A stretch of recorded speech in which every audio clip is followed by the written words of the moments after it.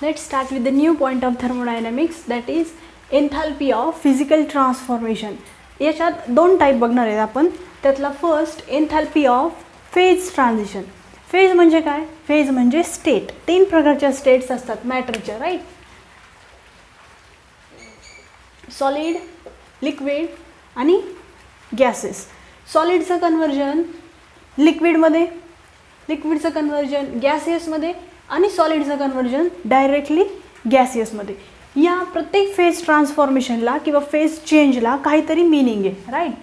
सॉलिडचं conversion लिक्विडमध्ये आपण त्याला काय म्हणतो? मेल्टिंग किंवा व्हेपरायझेशन. या प्रोसेसला काय म्हणणार आहे आपण? मेल्टिंग किंवा व्हेपरायझेशन.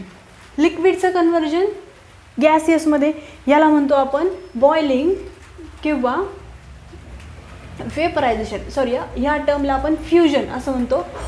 सॉलिडचं कन्वर्जन लिक्विडमध्ये ज्याला आपण फ्युजन असं म्हणतो आणि लिक्विडचं कन्वर्जन गॅसियसमध्ये त्याला आपण व्हेपरायझेशन असं म्हणतो.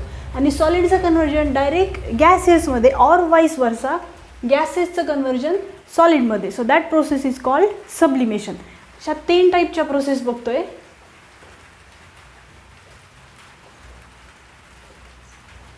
सॉलिडचं कन्वर्जन लिक्विडमध्ये ज्याला आपण मेल्टिंग किंवा फ्युजन असं म्हणतो, त्याचीच आपल्याला आता डेफिनेशन बघायची आहे. Enthalpy of fusion. सॉलिडचं कन्वर्जन लिक्विडमध्ये करण्यासाठी लागणारी heat, that is called enthalpy of fusion. Enthalpy आपण एच या लेटरने दाखवतो. Change in enthalpy is denoted by delta H आणि सफिक्स लिहिलं आहे आपण FUS. FUS म्हणजे fusion. So enthalpy of fusion is defined as enthalpy change that occurs when 1 mole of solid is converted into 1 mole of liquid at constant temperature and pressure. It's called as enthalpy of fusion. मग सॉलिडचं conversion लिक्विडमध्ये होतं आहे. Physical ट्रान्सफॉर्मेशनमध्ये ना एक गोष्ट लक्षात ठेवायची, reactant आणि प्रॉडक्टचा मॉलिक्युलर फॉर्म्युला सेम राहतो, फक्त त्याच्या फिजिकल स्टेट चेंज होत राहतात. So H2O which is in solid state get converted into H2O in liquid state. मग ह्या प्रोसेससाठी लागणारी एन्थॅल्पी किती आहे, म्हणजेच एनर्जी किती आहे? Plus 6.01 kilojoule per mole at 0 degree Celsius. प्लसचं sine आहे, एन्थॅल्पीचं साईन प्लस आहे म्हणजे ही एंडोथर्मिक प्रोसेस आहे, म्हणजे हीट ॲब्सॉर्ब केली जाते. बघा ना, आईस H2O सॉलिड स्टेट म्हणजे आईस क्यूब झाला, राईट? हा आईस वॉटर स्टेट लिक्विड स्टेटमध्ये कन्वर्ट होतो. लिक्विडचे स्टेट सॉलिड हायली ऑर्डर असतं, लिक्विड डिसऑर्डर स्टेट असते. सॉलिडचं कन्वर्जन लिक्विडमध्ये, बर्फाचं कन्वर्जन पाण्यामध्ये. त्याला आपण हीट सप्लाय करतो का? नाही. ॲटमॉस्फिअरमधून हा आईस हीट ॲब्सॉर्ब करून घेतो, म्हणजे ही एंडोथर्मिक प्रोसेस आली, म्हणून याच्या पुढं प्लसचं साईन आहे. एक्झाम्पल लिहित असताना फक्त इथपर्यंत जरी लिहिलं, हे इथपर्यंतच तरी चालतं. स्टेट फक्त प्रॉपर मेन्शन करायच्या एन्थॅल्पी ऑफ फ्युजनच्या डेफिनेशनमध्ये. आता सेकंड डेफिनेशन एन्थॅल्पी ऑफ व्हेपरायझेशन, ज्याच्यात लिक्विडचं कन्वर्जन गॅसेसमध्ये होते. मग आपण त्या टर्मला काय म्हणणार? ही पूर्ण डेफिनेशन लिहिल्याच्या ऐवजी मी वर्ड चेंज करते आहे. तुम्ही प्रॉपर डेफिनेशन लिहायची आहे, तिन्ही पण definition. Now second definition is enthalpy of व्हेपरायझेशन.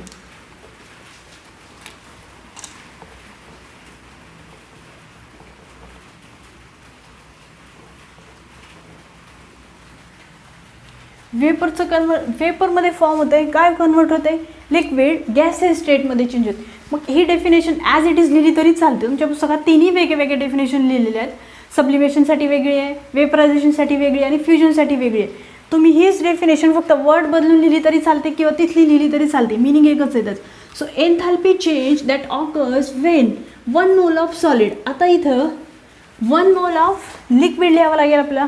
1 mole of liquid is converted into gases at constant temperature and pressure. मग आपण इथं सॉलिडच्या ऐवजी वर्ड काय लिहिणार? Liquid.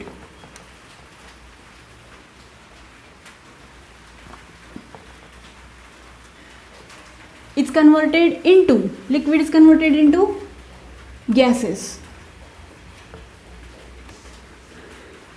without change in temperature at constant pressure. It's called as enthalpy of vaporization.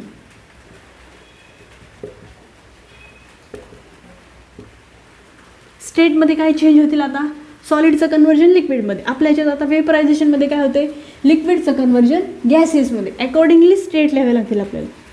लिक्विडचं conversion gases स्टेटमध्ये, right. ह्याची enthalpy of vaporization will be change. ही जी व्हॅल्यू आहे ही पण वेगळी असणार आहे. डेफिनेशन लक्षात आली. ही value 44 kilojoule per mole at 100 degree Celsius. Enthalpy of vaporisation. Now third, enthalpy of sublimation. सॉलिडचं कन्व्हर्जन डायरेक्ट गॅसेस स्टेटमध्ये, that is called enthalpy of sublimation. Accordingly आपण डेफिनेशनमध्ये काय चेंज करणार आता, सगळ्यात पहिले हेडिंगपासून स्टार्ट करायचं. आता तुम्हाला पण लिहायला जमेल. Enthalpy of sublimation. त्याचं सिम्बॉल काय येईल, एन्थाल्पीचं सिम्बॉल डेल्टा एच आणि SUB. Enthalpy of sublimation. Enthalpy change that occurs when 1 mole of, आता इथं वर्ड काय लिहिणार आपण, कशाचं कन्व्हर्जन कशात होतं आहे, सब्लिमेशनमध्ये सॉलिडचं कन्व्हर्जन गॅसेसमध्ये. म्हणजे आपण आधी वर्ड काय लिहिणार, solid. 1 mole of solid is converted into, आता हा गॅसेस राहणार आहे, सॉलिडचं कन्व्हर्जन गॅसेसमध्ये होते without change in temperature at constant pressure is called as enthalpy of sublimation. Same तसंच खाली पण कशात चेंज करायचं आपल्याला, फक्त त्याच्या स्टेटमध्ये चेंज करायचं. H2O सॉलिड स्टेटमध्ये, जे गॅसियस स्टेटमध्ये जाते. ह्याची पण एन्थाल्पी ऑफ सब्लिमेशनची व्हॅल्यू चेंज होणार आहे. 55 I think plus 55 kilojoule per मोल. तिन्ही डेफिनेशन्स लक्षात आल्या. या तिन्ही डेफिनेशन आपण बघितल्या एन्थाल्पी ऑफ फेज ट्रान्झिशन या हेडिंगच्या अंडर. फेज ट्रान्सफॉर्म होते तसं मॉलिक्युलचं स्ट्रक्चर पण चेंज होतं आणि ती असेल आपली सेकंड डेफिनेशन. आता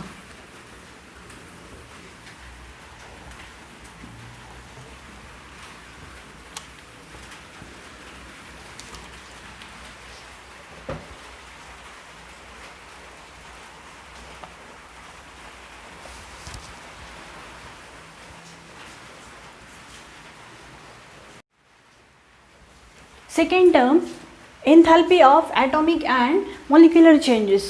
पहिले बघितले आपण फेज ट्रान्सफॉर्मेशन. आता इथं ॲटॉमिक किंवा मॉलिक्युलर चेंजेस. त्याच्यातलं फर्स्ट एन्थाल्पी ऑफ आयोनायझेशन.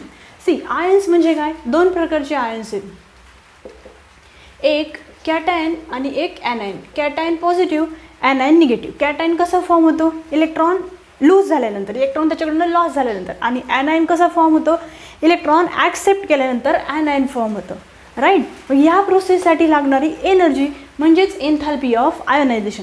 मग एन्थाल्पी ऑफ आयोनायझेशनचं सिम्बॉल कसं येईल, डेल्टा एच. एन्थाल्पी चेंज कुठल्या प्रोसेससाठी, आयोनायझेशनसाठी, म्हणून ION आपण सफिक्स लिहिलं.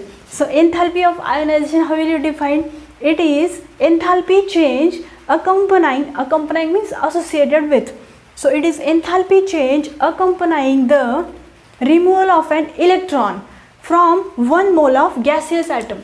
1 mole of gaseous atom घेतला आहे फॉर एक्झाम्पल आपण सोडियम, जो की गॅसियस स्टेटमध्ये आहे, ज्याच्यापासून इलेक्ट्रॉन रिमूव्ह होतो आहे, म्हणजेच इलेक्ट्रॉन लॉस होतो आहे. इलेक्ट्रॉन लॉस झाल्यानंतर काय फॉर्म होतो, कॅटायन. या प्रोसेससाठी लागणारी जी एन्थाल्पी आहे ती 494 किलोजूल पर मोल इतका ह्या प्रोसेसचा एन्थाल्पी चेंज.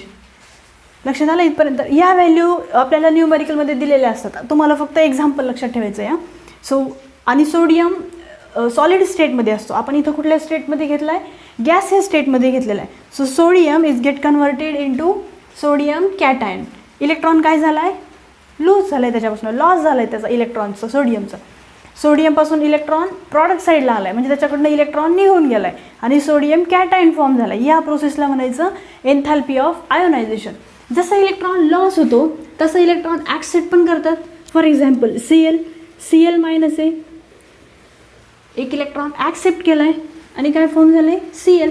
आता हे पण गॅसियस स्टेटमध्ये, हे पण गॅसियस स्टेटमध्ये. या प्रोसेससाठी पण काहीतरी एनर्जी लागते, that is also enthalpy of ionization. The enthalpy change or enthalpy associated with accepting of electron or gain of electron is called as enthalpy of ionization.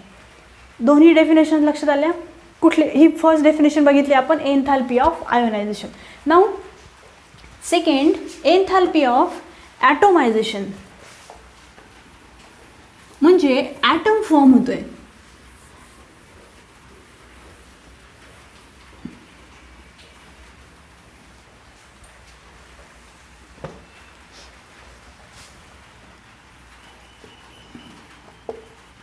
एन्थॅल्पी of ॲटोमायझेशन, ज्याचं सिम्बॉल काय असणार आहे, एन्थॅल्पी चेंज म्हणजे डेल्टा, चेंज इन एन्थॅल्पी म्हणजे delta, item form होतो आहे म्हणून ATOM, हे झालं त्याचं symbol.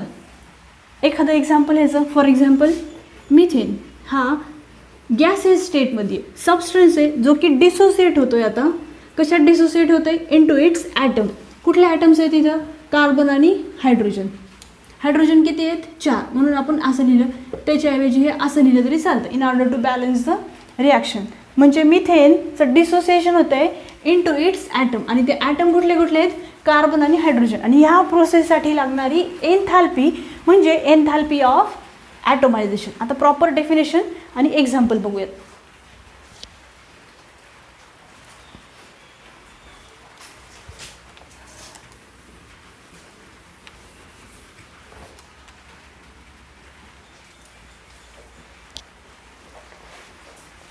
The enthalpy change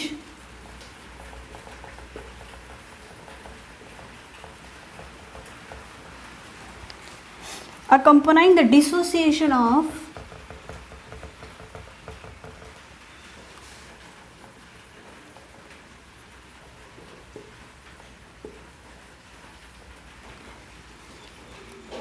one mole of gaseous substance, gases सबस्टन्सचं कन्वर्जन कशामध्ये होते, ॲटममध्ये होते, into its atom. Methane हा एक सबस्टन्स घेतला होता आपण, ज्याचं कन्वर्जन कार्बन आणि हायड्रोजन या ॲटममध्ये होतं. It's called as एन्थॅल्पी of ॲटोमायझेशन.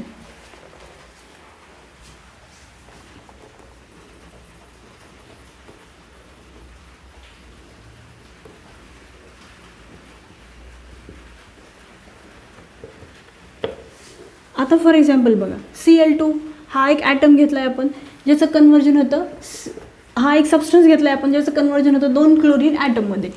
असंच हॅलोजन एखादा घेतलं तर Br2, ज्याचं कन्वर्जन होतं आहे Br आणि Brमध्ये, डिसोसिएशन होतं आहे त्याचं. किंवा मिथेन जर का आता दाखवला तसा, मिथेन जर का दाखवला आपण तर मिथेनचं कन्वर्जन होतं आहे कार्बन आणि हायड्रोजनमध्ये, आणि हे सगळं गॅसेस स्टेटमध्ये. So you have to mention its state. Bromine liquid स्टेटमध्ये असतं, आपल्याला त्याच्या स्टेट मेन्शन करून चेंज करून घ्याव्या लागतात. आणि या सगळ्यासाठी लागणारी हीट म्हणजेच एन्थॅल्पी. So enthalpy of ॲटोमायझेशन.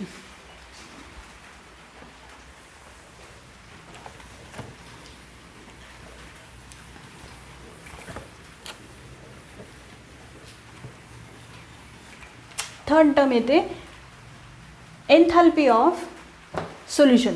ह्याचं मी आधी एक्झाम्पल सांगते आणि मग डेफिनेशन बघू आपण.